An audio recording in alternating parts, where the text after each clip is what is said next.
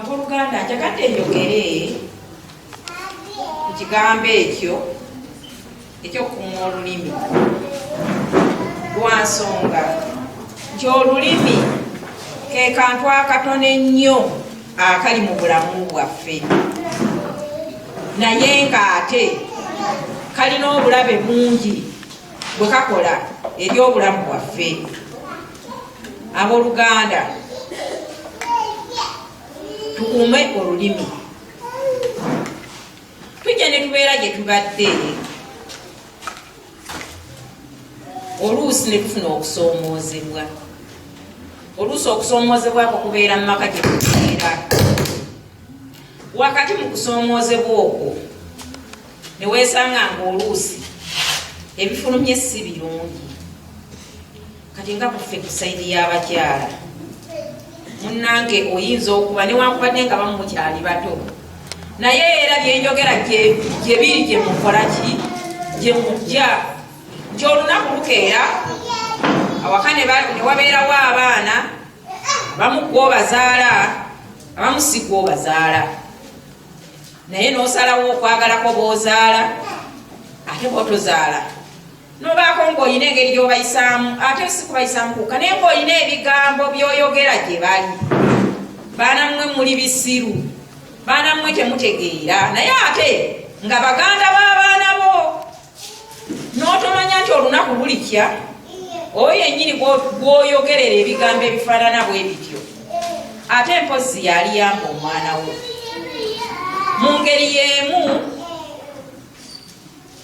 ate njagala okubategeeza nti omwana omuto ate yabeera muzibu, nti gwe omukulu otuuka ekiseera ne weerabira naddala by'oba oyogedde, naye ate omwana omuto ye teyeerabira. Nze nfuna gye mpitira eyo, kwegamba omwana yali muto naye nga kati yakula, nakati baneguunira ngamba ekigambo ekyo sigenda kyerabira, naye nga naawe yakyogera wakyerabira dda, tokyajjukira nti yeggo wakyogera. Si kyekyo kyokka, tufuna okusoomoozebwa mu bulamu buno obw'ensi mwe tuyita. Bambi oluusi n'onyiiga n'ofuna obusungu, mulokole bw'onyiiga fuga olulimi lwo, kubanga obusungu nga bwakujjidde bwo buba bubi, nti oyinza okwogera ebiriwo n'ebitaliiwo. Obusungu nga bwakujjidde, nze nkuwa amagezi waakiri sirika, ofuuka omusiru, kubanga asirika teyejjusa. Naye buli kigambo ekifuluma mu kamwako oluusi kiba kyabukaawu eri oyo gw'okiweereza. Mu ntuufu singa obusungu buggwaawo oyinza n'okwejjusa, kyokka ng'ebigambo by'oyogedde tebyaddayo newejjusa n'okati ate oba nayogera lwaki. N'olwekyo ab'emikwano nze mbalabulako bane mufuge olulimi, tufuge olulimi. Olulimi kantu katono nnyo ku bulamu bwaffe, naye mu butuufu ate kabusagwa gye tuli. Olulimi buli lw'otolirufuga, buli lw'oba ogenda okubaako ekigambo ky'ofulumya, mu butuufu sooka okiteeke ku minzaani okipime. Bwe kiba nga olaba kizitowa nnyo, waakiri kireke, kubanga olunaku lujja kukyanga wejjusa lwaki nayogera kino. Olulala nga n'okukyerabira wakyerabira, naye ate nga wakigamba ye teyeerabidde, akyakijjukira mu bulamu bwe bwonna. Era ng'oli agamba eryo n'omuntu ayinza okugamba nti nze ne bw'alikola atya siri musonyiwa olw'ekigambo kye yayogera. N'olwekyo abooluganda ab'emikwano tufuge olulimi. Oluusi tubaako gye tubeera, tugambe n'ofuna akunyiiza oba ku ssomero oba waka, naye wakati mu kunyiiga okwo kuyinza ate okuvaawo okusattulukuka kw'ebintu ebirala bingi okusinziira ku bigambo ebiba bikufuukuseemu. N'olwekyo ab'emikwano nze mbeegayirira kifuga olulimi kantu katono nnyo gye tuli naye ate bambi ka mutawaana.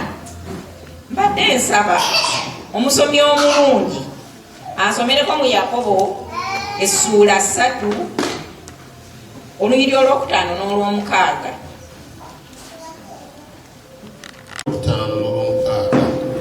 Era n'olulimi bwe lutyo kyekitundu ekitono ne lwenyumiriza nnyo. Laba emiti emingi egy'enkanidde awo okwokebwa akaliro akatono bwe katyo. Olwomukaaga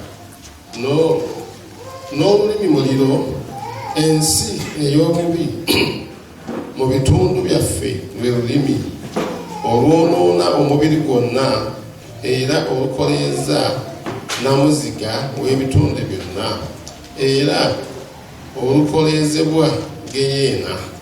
Laba nti mu butuufu olulimi lwe tukozesa nga tutendereza Katonda ne tumwebaza nga tumukoowoola, ate olulimi lwe lumu lwe tukozesa nga tumuvvoola, olulimi lwe lumu lwe tukozesa nga tusiima, ate olulimi era lwe lumu lwe tukozesa nga tuvuma. Kikaga olulimi kantu katono nnyo eri obulamu bw'omuntu ne bwoba wagejja otya era lusigala luli lutono. Naye nsaba oba mbajjukiza tukozese bulungi olulimi lwaffe bakwano, kubanga akantu ako akatono kajja kusuula mu buzibu bw'olifa teweerabidde. Akantu ako akatono kayinza okutabangula, akantu ako akatono kayinza okutuuza mu bigambo. Kwegamba akantu ako olabanga akatono naye katabangula.